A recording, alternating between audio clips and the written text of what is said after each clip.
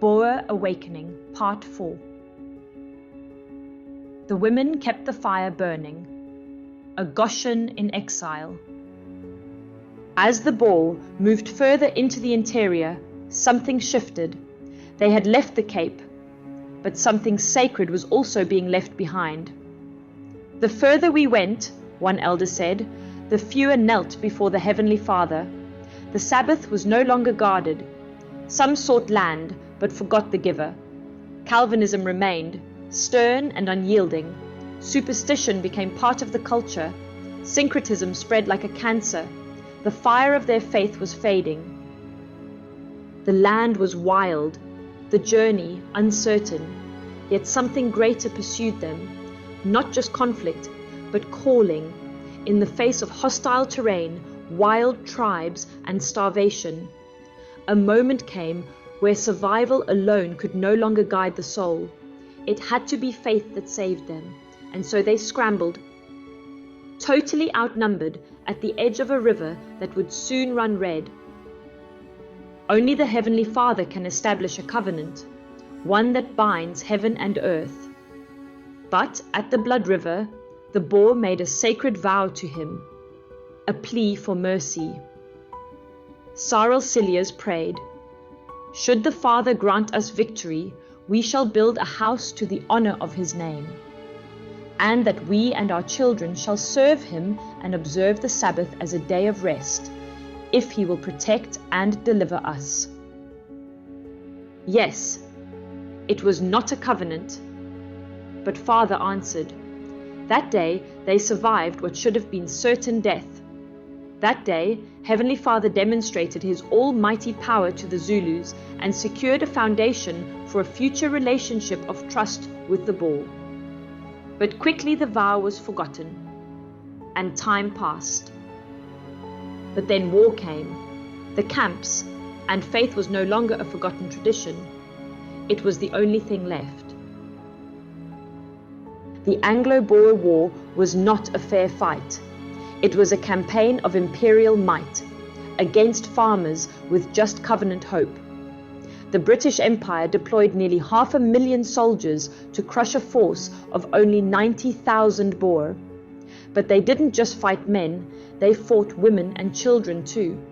They torched the land. Farms were burned, crops and livestock were destroyed. And across the Highveld, a brutal net was cast. 3,700 miles of barbed wire fencing and over 8,000 blockhouses, all to pin down a people who refused to bow. This map shows most of the Transvaal and the Orange Free State, and the lines of blockhouses in red that had been constructed by the end of the war. Then came the camps. 28,000 Boer women and children perished in British concentration camps, and 14,000 black Africans. Thousands of unmarked graves still cry out from the soil, seeking justice, seeking peace. But these women kept the Sabbath in secret, often without bread or shelter. They birthed and buried children in prayer, singing hymns through tears. Many spoke of visions and angelic comfort, reminders that the Heavenly Father had not abandoned them. They thought they were breaking our backs, but they bent our knees. This was the hour when the mantle of the Afrikaner woman was forged, not in ease, but in fire. The war ended in devastation. The Treaty of Vereeniging was signed. The Boer Republic was lost. Black, white and colored, thousands perished in camps. Men broken, their families lost. Many of these bodies are buried in unmarked graves across dry plains of this land, but their souls still cry out for justice.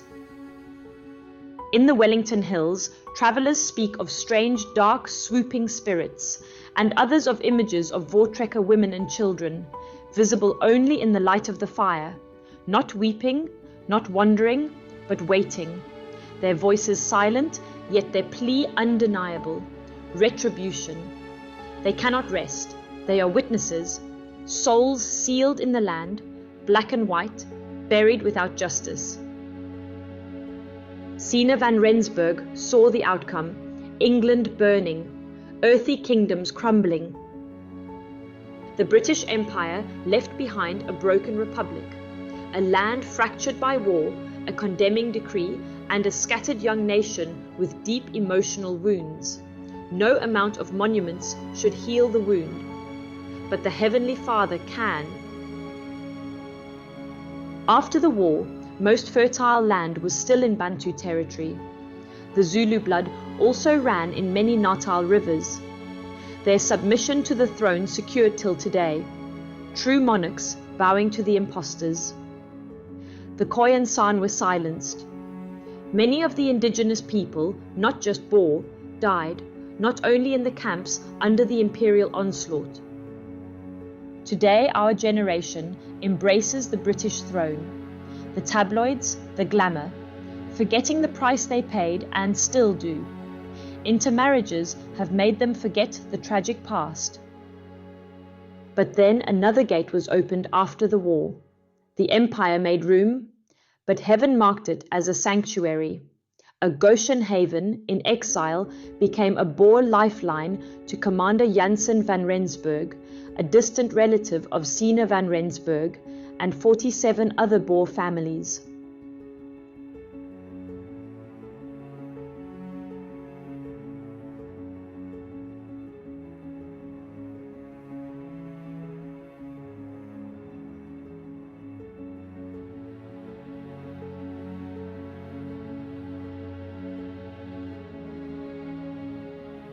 The first Dutch Reformed church was planted in the land we know as Kenya today, Rensburgrust in Eldoret.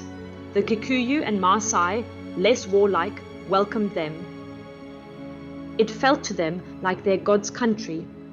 The soil was rich, the air untainted, and they said, "If our republic has fallen, let us build an altar in a place untouched by compromise." Back in South Africa, the Veerkleur was replaced by the Union Jack in 1910. But the green, red, white and blue that once flew over the Boer Republic was never forgotten. Green stood for their faith, the red for suffering, the white for peace, and the blue for hope. Blood River, the day a minority of Boer survived what should have been certain death, became sadly just another story around the fire.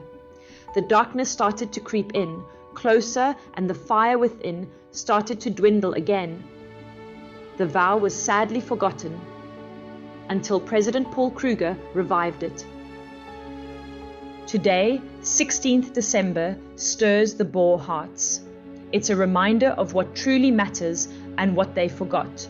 Obedience, family, Sabbath, unity, the name of the Heavenly Father and His Son, Yeshua. Today, these Boer longingly reach for the flag, facing hardship again. Not necessarily as a claim to land, but rather a claim to legacy, seeking their true identity, not knowing and understanding their Edomite real calling and the Heavenly Father's plan. But the ancient scrolls are opening. Voices are again calling out to Kenya. Are the Boer to water the seeds planted by their ancestors beyond the rivers of Ethiopia? Ezekiel is to be unpacked. Are they to prepare the Goshen sanctuaries for Father's kingdom people?